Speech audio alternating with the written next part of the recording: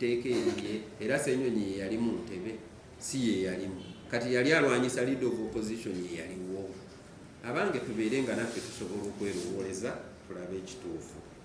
Njagala mu tteeka lye ndeeta ndowooza nakino kankyogerere wano, ebigambo ebingi tebijja kunzija ku kyendowooza. Oli ne bw'anaayogera ne baŋŋamba nti kati emimwa gye gyamyusa, nze byendowooza byenja okukola, teriiyo agenda kunzija ku kyendowooza. Ate saba muntu andaga nti ye yandowooleza, ekyo nakyo sikyagala. Ekimu ku byantamya Yoweri Museveni pulezidenti w'eggwanga bwe baalayiza, ekimu ku byamuntamya kwe kulaga nti mu nsi yekka yalowooza. Kale ate nange eno gyendi nfune yandowooleza, ye kati nze naddawo eri nzirayo nzirukayo kubanga oli andowooleza nenzire, kale ate bwenzira eno nayo nenfunayo omulala ndowooleza. Ebyo tebikola wange. Ate sagala muntu antiisatiisa, tujja kujja mu constituency tukuwanguleyo ngenda kuweza emyaka 5 wano mu parliament mbaddewo emyaka 3 n'ekitundu. Omuntu yeebuuze luli nabeerangawo nti nja kuddayo nkolirira naye nga kino nkiyisizaawo, nja kuddayo temutawaana na kutawaana ku ekyo. I can do a lot of things. I'm a lawyer, I have a law firm, nyine mwanyi nyingi. Kuddayo nogera mwanyi n'ebyokunzirako tujja kujja tukuwangule, no problem, nje mu mpango. Saagala kuntiisatiisa, saagalira ddala era temukiddamu. Ayagala ajje yeesimbewo Mityana South gye nkiikirira ampangu, n'ebyokuyimirira wano ebyokuntiisatiisa ebyo not with me. Tujja kumpangula neseesimbawo kati ogenda kwetuga. Oyinza okuba nti ogenda kumpangula gwe n'otatuukayo because Katonda yakola ki? Abantu mubabuulirangako abatetegeera. Njagala okuleeta ekiteeso ekirala kyekyokulonda ba commissioners, naye nze njagala twongeremu ba commissioners, twongeremu omulala omu, kubanga gavumenti erina backbench commissioners bana, ab'opposition tulinako omu ne leader of opposition.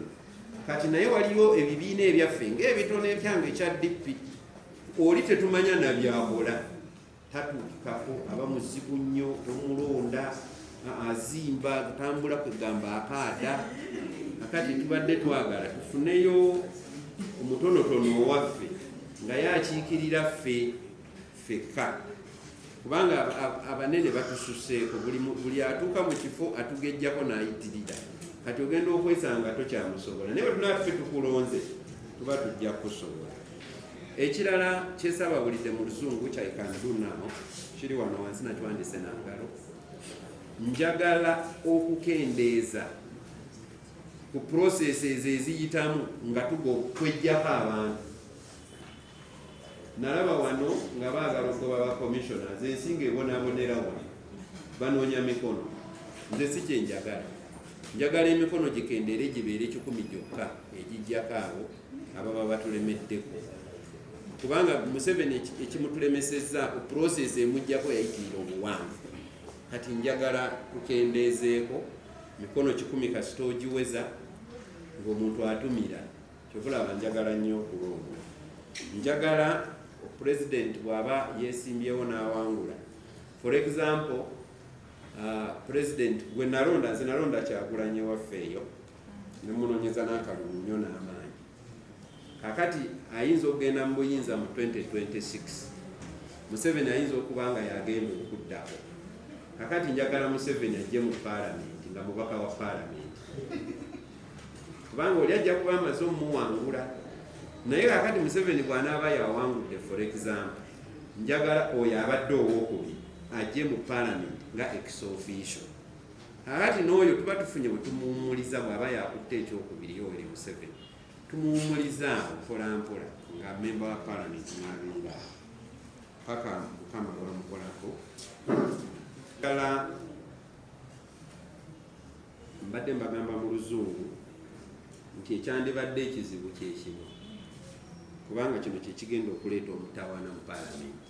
Kino kuba akafaananyi nga deputy speaker atudde wali yetudeliberatinga ku kino, ate nga si opposition kuba tugenda mujjawo nga tugaa nti deputy speaker avenga ku opposition kakala ate nga deputy speaker ku olwo yakubiriza. Ekyo si kizibu kyamaanyi nga bwe tumalira nga tumugambye kya deputy speaker ava ku opposition katukubya kamuwangu kati ng'alina okukuŋŋaanya gawunize atambulemu agende. Kakati kino kyekizibu lwakuba nti abamu bonna aba speakers bonna bava side ya government. Njagala tubeere nga deputy speaker ava side ya opposition.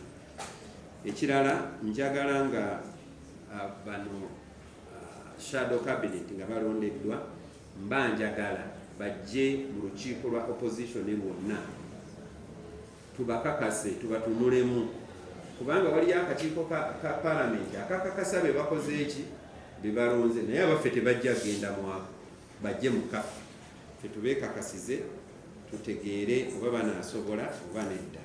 Ebyo bye biri e Kenya. Ate neewuunya tubeera wano netugaa singa tukolanga e Kenya ate bwe mbireeta lumwoyo omubisi ng'afa olumbe kati mwagala ki olwo? Kwagala ba independence oba njagala ba independence bafune wiipu owaabwe. Lwaki? Kubanga ba independence bwe bwesimbawo bawangula owa opposition ne bawangula n'owa government kati ne babeera nga bali wakati. Njagala bafune wiipu owaabwe nga sipiika si ye wiipu waabwe kubanga bafuna n'ekizibu era ndowooza mulaba oluusi nga waliwo designations nga sipiika alondawo nti gwe kati gwobo twagala oli wiipu ng'amanyikiddwa abeere ng'ali mu rules of procedure era tufune n'okunnyonnyolwa independent yaani okusinziira ku rules of procedure of the deputy speaker because that one will be on our side but I want to strengthen and isn't the removal of some people. So the removal is important. If somebody is not working the way you are expecting him to work, remove him. So I want also to provide for that, to remove somebody. We should not come here, want to remove someone, you sit down on the table there for 3 months, just looking for a way of removing him. Now, I want to ease the way we remove some people. Because they are leaders, if they are not performing, you remove someone. But removal becomes a problem here. I think you agree with me. Removal becomes a very big problem. So in my bill, I want to ease the removal of some people, especially those ones elected. I'm still consulting some people if they have some ideas, and I want to thank people who have called me to encourage me. I've gotten so many calls. People calling and encouraging me and saying that this is a good move, this is a good one. And even in my heart, I believe I'm on the right path. So I'll be done with drafting, I think, at the end of this week. I'll be done with drafting. After drafting, I'm going to publish my draft in the newspapers so that everybody gets to know what I'm doing. Okumala ndowooza emyezi ng'ebiri ndowooza namwe mukimanyi wano twatula ku parliament ndowooza ennaku nga 2 ne tugenda ati tubadde tuli mu recess naye nga nasaba dda unfortunately assistant wange tabaddeyo mbadde njagala mbaleetera ebbaluwa eyo nali nawandiikira dda speaker mu mwezi gw'omukaaga nga mugamba nti njagala okuleeta amendment mu tteeka lino Parliamentary Administration Act waliyo netteeka eddala lyenjagala namuwandiikira 2 naye kaakati nesanze nti waliwo byenjagala ate nga biri eri mu constitution eddala baliyita transition bill mujjukira bill Dr. Lumu gye yali aleese njagala ekomewo muzeeyi ono kugamba tetwagala tutaawumule ng'alemye tuddeyo eka kakati njagala nakyo bampe omukisa naye nsooka kino kutereeza mu nju wange bwe mala okutereeza mu nju ewange ndyoke ennumba eri so ekyokubiri waayo emigulu mbadde mu recess nga nkugambye mbadde nasaba dda omukisa gwantuukako nti nange eggulu naliyo oda pepa ne banteka kubambuulira saawa ndowooza nga 2 ez'ekiro bwa nali situsomye ku mukutu ngenda okulaba nga kulindi naki waliwo gwe nawulidde nti biiru teri attached. This is my problem. I'm around and I have the bill. Lwaki tebambuuza eriwo ne mbalagako ku draft. Kati oli ava mu nnyumba ye nga yeebase oluusi akooye nnyo n'ayogera. Lwendi mujje mumbuuze ngibalageko draft gye naatakyengako kubanga motion weeri era bwe nali njogera mwalabanga nti the draft bill is attached. Olwo oluzungu luzibu okutegeera. Oluzungu lwange simanyi lwaki abantu abamu oluzungu lwange tebalutegeera, baagala luzibu tugatte mu Lulatini. So kino ekirala nti erya Segona lyalema eryange terireme, omukazi omu bw'alema okuzaala n'abalala tebazaala.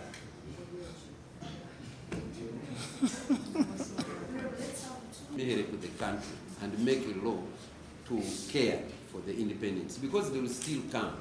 They are coming even more. Do they come like they have gone to last funeral rites?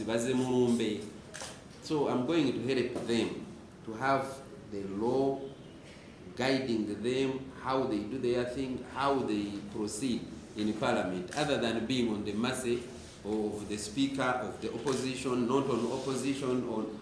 Why don't we provide for that law? That's what I'm going to do. The thing is to get leave. The leave is gotten.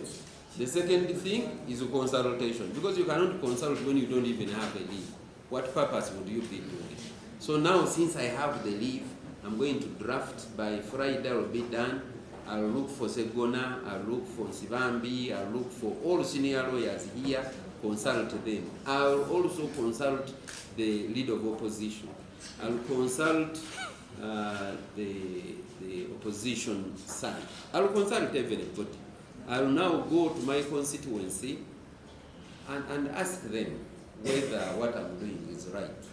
And I know they'll give me some answers. And they'll even give me further ideas. So consultation, it has gotten its time. Opposition members in parliament. Probably allow me to take you a little bit back into history of the country. The first opposition in Uganda, I think, was 1961. The framers of the law by then envisaged that there would be two parties, like two strong parties, as it is in America, the Republican and the Democratic Party. That one does not require someone actually to even labor too much, because they are two. In 1980, even people thought they were going to be two. They came with three. It is only that the UPM MP refused to sit in parliament. So they remained two. The opposition was led by Dr. Semogere and then the UPC. That would be easy. But we are here in this situation where we have 7 parties in opposition. Are you telling me that now the other opposition members are useless, but when you need their numbers are useful? Do they become useful when you need their numbers? I am of the view that you need their numbers even when the voting comes. They can be of use. So that history will now help you to know exactly what I'm intending to do. So I'm not using the law to cover.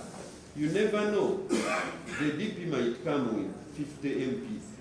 You never know. But let it be when I have organized it. I'm telling you, we are going in power 2026. We are going to be in the table. Now, the NRM will be in opposition, I don't know with how many political parties. So they will find when I have put safeguards there.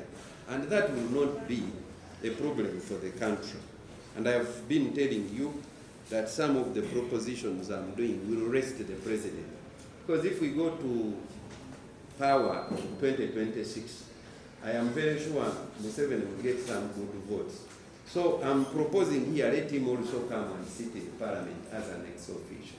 So we will also care for that. But the whole thing is, let the baby be born. Don't kill the baby before the baby is born. As it is. It isn't. Like I've been explaining, that the people who did that law, probably most of them had been in parliament in 1980. And I might be right. Those were the Semogeredes, those were the Okuberaawo, those were the siri of one. They were all old people from 1980. So that is why they thought this would be the situation. So that's why I'm saying, now let's do the way politics is today. The politics is too different now. Have you ever seen, I think I saw it in Ghana. In Ghana there are only 2 or 3 parties in the opposition. But to make, for you to be part of the opposition, I think you have to make some agreement with the biggest party on opposition, something of that kind. I will study it further. But for us, we just come and we are branded. You are on the opposition, just because your party is not in power. You don't have an agreement with the party in opposition. They also don't know how to work with you. They don't know, because if you ask, what criteria do we follow when we are working with the largest party in opposition? Do we know? Do you know? You might not know. What other criteria are parties in opposition using to work with the biggest, largest party in opposition? If you would ask someone, nobody knows. So this law is now going to streamline all of that. And for your information, and I want all of you to go home when you are satisfied. I don't do a thing haphazardly. I do it properly. And everybody is going to be this law when it passes. Kulondebwa ekibiina ekyo ekiba kirina abantu abangi. Okulondebwa as ono mukubako akalulu oza kyekigambo ekituufu. Eyo mu kibiina ekyo akati nze nabadde njagala Honorable Mpuuga ajjeko wano ne Honorable Ssenyonyi bombi bajje nange mubambulize ekibuuzo. Kimpuuga nomination ezaakulonda okubeerawo zaali luddawa era weesimbawo nange leeta ebbaluwa eyasaba ng'oyagala kubeerawo. Gwe bwe wavaako Ssenyonyi najja baamulonderawa, olukiiko olwamulonda lwali luddawa. Etteeka liri tulituukirize. Kati nze ndi mu kugamba nti abatayagala tteeka eryo ate kibuyaga asudde ate mulirekaniramu. Bwe muba temulyagala mujje tulijjewo, omuntu abalonde nga bwe mukolaki nga bwe mwagala. Ate mukisa ngutaddewo kuzanya n'akwagala ate mulekana mujje tujjewo etteeka ebbi omuntu bamulondenga nange bwe ndibeera nga bagala kulonda nze nga bansongako busonzi nga nze nkolaki banzija. So ekyo kigenda kuyamba n'abatayagala tteeka okulitereeza nga balijjawo, naye nga bwe biri kati tteeka bwe ligamba.